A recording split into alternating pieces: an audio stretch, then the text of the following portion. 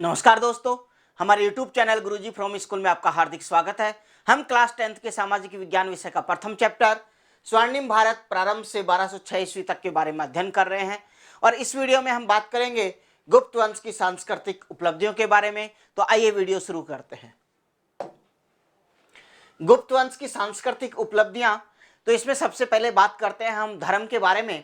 तो गुप्त वंश के जितने भी सम्राट थे वो वैष्णव धर्म को मानने वाले थे।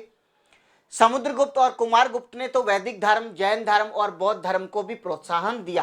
मतलब वैष्णव धर्म के साथ साथ इन्होंने वैदिक धर्म, जैन धर्म और बौद्ध धर्म सभी को क्या दिया? सम्मान, महत्व दिया। समुद्रगुप्त तथा कुमारगुप्त प्रथम ने धर्मानुसार अश्वमेध यज्ञ भी करवाए थे। समुद्रगुप्त और कुमारगुप्त ने क्या करवाया था? अश्वमेध यज्ञ करवाए थे। चंद्रगुप्त द्वितीय के समय चीनी यात्री फाहियान भारत आया था और यहाँ पर बौद्ध धर्म का अध्ययन करने के लिए आया हुआ था 399 से 414 ईस्वी तक। चीनी यात्री फाहियान के विवरणों से यह पता चलता है कि गुप्त साम्राज्य सुशासित था, उसमें अपराध बहुत कम होते थे और कर भार भी बहुत कम था। हालांकि चीनी यात्री चंद्रगुप्त द्वितीय के समय भारत आया, लेकिन चंद्रगुप्त द्वितीय के बारे में बहुत विस्तार से नहीं लिखता।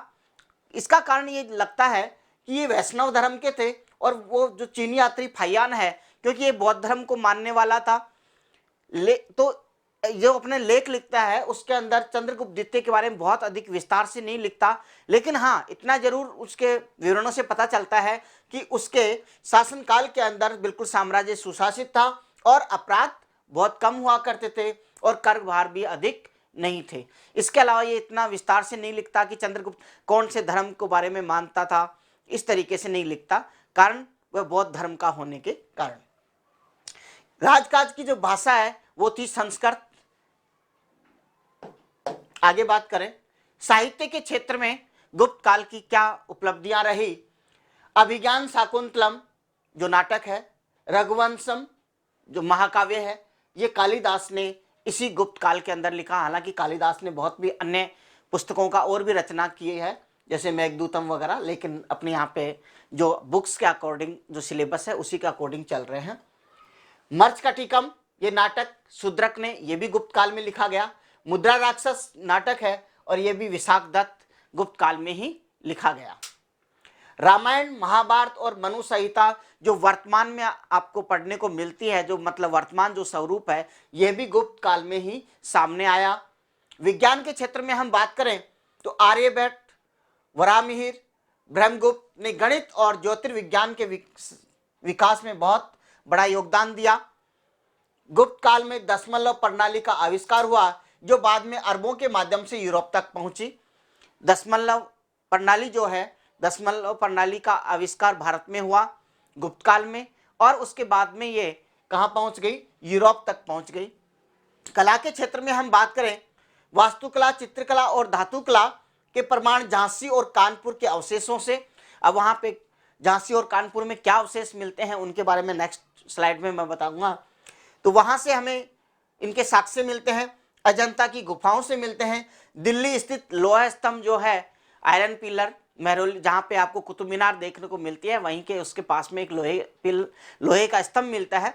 उसके बारे में नालंदा में 80 फुट ऊंची बुद्ध की तांबे की प्रतिमा, सुल्तानगंज में 7.5 फुट ऊंची बुद्ध की तांबे की मूर्ति, ये इसके वास्तुकला, चित्रकला और धातुकला के विशेष प्रमाण है। इसके बारे में थोड़ा विस्तार से बताता हूँ। यहाँ पे आप देख रहे हैं का दशावतार मंदिर है जो एक गुप्त काल में। इसके बाद में बात करें कानपुर के अंदर ये गुप्त कालीन जो मंदिर है भीतरी गांव का, ये यहाँ पे इस चित्र में आप देख पा रहे हैं। बहुत कला जो गुप्त कालीन जो वास्तुकला है, ये दोनों नमूने वास्तुकला के हैं। इसके अलावा हम बात करें गुफाओं के बारे में तो अजंता की जो गुफाएं हैं, यहाँ से आप इस चित्र में देख पा रहे होंगे, सभी गुफाओं का एक व्यू यहाँ पे दिखाई दे रहा है आपको। इसके अलावा एक गुफा का मैंने अलग से यहाँ पे एक डायग्राम दिया है। इस तरीके से ये गुफाएं काटकर बनाई गई है और ये गुफाएं जो हैं ये भी गुप्त काल में ही बनाई गई है। दिल्ली के पास महरौली में आपको कुतुब मीनार के पास ही है, या आयरन पिलर आपको देखने को मिलेगा और ये गुप्त काल में निर्मित है और आज तक भी इस पे जंग नहीं लगी। तो ये माना जा सकता है कि उस समय जो तकनीकी है जो विज्ञान का आविष्कार है वो कितना अधिक हो चुका था कि इसमें कोई ना कोई ऐसा लोहे में कोई ऐसा पदार्थ या ऐसी धातु मिक्स की गई है जिसकी वजह से इस पे आज तक भी जंग नहीं लगी। इसके बाद हम बात करें सुल्तानगंज बिहार की, ये तांबे की मूर्ति जो महात्मा बुद्ध की है, हालांकि वर्तमान में ये आपको भारत में देखने को नहीं मिलेगी क्योंकि अंग्रेज इसको अपने इंग्लैंड लेके चले गए और वहां पे बर्मिंघम जो संग्रहालय है उसमें आपको ये मूर्ति आज भी देखने को मिलेगी। और ये जो मूर्ति है ये पूरी ढलाई के माध्यम से बनाई गई है, तो इससे माना जा सकता है कि गुप्त काल के अंदर यह तकनीकी भी विकसित थी और बहुत ही उस तकनीक थी।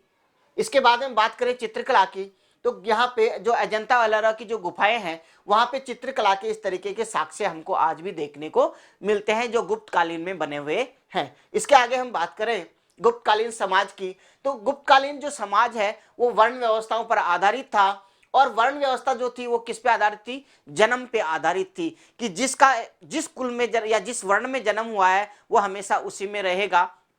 उसकी वर्ण की बात करें तो वहां पे 4 वर्ण हुआ करते थे, ब्राह्मण, क्षत्रिय, वैश्य और शूद्र। सर्वोच्च जो स्थान होता था ब्राह्मण का होता था और इसके जो कर्तव्य थे वो था अध्ययन, अध्यापन, यज्ञ और दान, ये कार्य इसके हुआ करते थे ब्राह्मण के। इसके बाद में बात करें क्षत्रिय के, ये सामाजिक स्तर पे दूसरा महत्वपूर्ण वर्ण था और इसकी राष्ट्र की सेवा करना इसका कर्तव्य हुआ करता था। वैश्य ये तीसरा वर्ण था और इसका व्यापार और वाणिज्य के से संबंधित जो कार्य हैं वो वैश्य के हुआ करते थे। शूद्र ये चतुर्थ और सबसे निम्न वर्ण था सामाजिक दृष्टि से और इसका कार्य इन तीनों वर्णों की सेवा करना इसका कार्य था। इस तरीके से गुप्त काल में वर्ण व्यवस्था प्रचलित थी। गुप्त काल में जातियों के विषय में व्यवसाय का बंधन शिथिल होने लगा।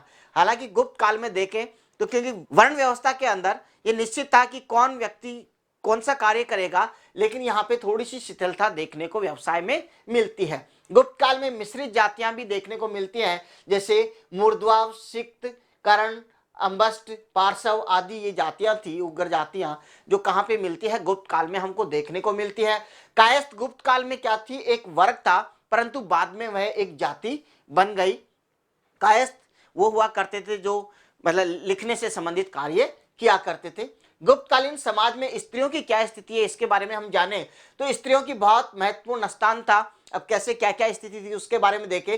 धार्मिक कर्तव्य में पति के साथ में पत्नी की उपस्थिति अनिवार्य हुआ करती थी। स्त्री शिक्षा का प्रचलन भी था, मतलब महिलाओं को पढ़ाया भी जाता था। पर्दा प्रथा नहीं थी। 8 प्रकार के विवाहों का प्रचलन था। 8 प्रकार के विवाह कौन कौन से हैं उनको बारे में जानने के लिए एक सेपरेट वीडियो बना हुआ है जिसका लिंक आपको आई बटन में मिल जाएगा, वहां पे आप देख सकते हैं। स्वयंवर की प्रथा विद्यमान थी।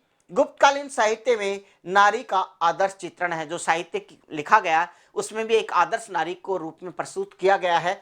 गुप्त काल में पुत्र के अभाव में पुरुष की संपत्ति पर उसकी पत्नी का प्रथम अधिकार होता था। गुप्त काल में यह मान्यता थी कि यदि किसी व्यक्ति के पुत्र नहीं है तो उसकी जो संपत्ति है उसके जाने के बाद तो संपत्ति पे जो अधिकार होगा वो किसका होगा, प्रथम अधिकार उसकी पत्नी का होगा। तो इस तरीके से हम देखते हैं कि गुप्त काल में स्त्रियों की जो स्थिति है वो थोड़ी सी अच्छी है। यदि ये वीडियो आपको अच्छा लगता है तो लाइक एंड शेयर करें, हमारे चैनल को सब्सक्राइब करें। Thank you for watching.